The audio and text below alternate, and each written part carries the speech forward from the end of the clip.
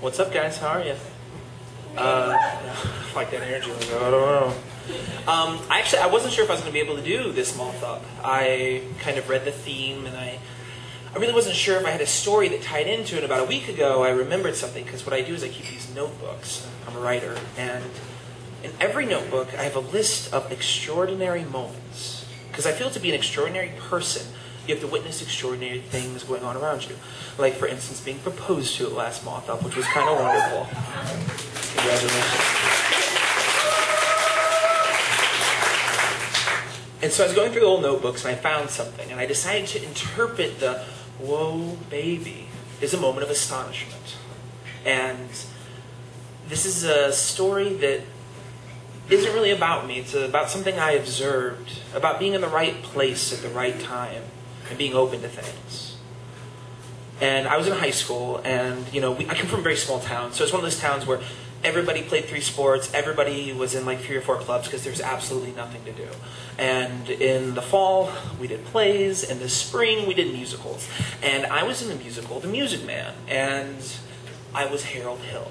And no, this is not a story about how I learned something through singing like High School Musical. I was thinking about that when I was thinking of this story, so I got to explain. But I got the lead, which is terrible, because I really can't sing. The only reason I got the lead is because it's a small school and I'm highly charismatic. And you laugh, but all the other kids who can sing are like looking at me and they're like, "You bastard." But it's actually one of my favorite musicals. I've been in a lot of musicals. I really do like musicals. And my favorite song, actually, in the musical isn't one that Harold sings. He has nothing really to do with it. It's just called "Light a Rose." And if you've ever heard the musical, it's kind of like a "Light a Rose," a very deep baritone kind of like barbershop quartet song. And, the musical went fine for a small-town community theater, and we struck the set. And a couple weeks later, it was Easter break, like I said, musicals in the spring. So my mom had just gotten into remission, so we're like, "Oh, let's go on a trip." So we did a float trip, because it was unusually warm that year. And I'd done the float trip before. It's one of our favorite spots to go. And I knew like a mile ahead, there'd be a fork in the river. And if you went straight, which you couldn't do in a canoe, it would peter out and become a wildlife preserve. But if you took a left, up there was this beautiful spot where you could climb up and cliff dive about 50 or 60 feet. And no, this isn't the story about how I cliff dive either, so there's no like action in it. But it's really an interesting thing, because I've done it before and I knew what to expect, because you're on this very wide river. So you can hear the cars in the distance, and you can hear like other people in canoes who are drinking and singing and etc. And there's this really old opera theater that a lot of bands will practice at, so it's like a cool time. And I'm the head of my family because of course I intend to dive off this and not let them stop me. Because when you're 15, you have really good ideas. And I come around this corner and I hear this sound. It's and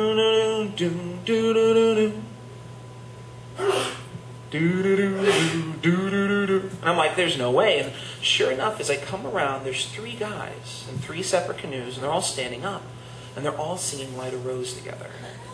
And I'm like, that's amazing. And it was amazing. But what I found out next was astonishing. It's something that made me say, "Whoa, baby."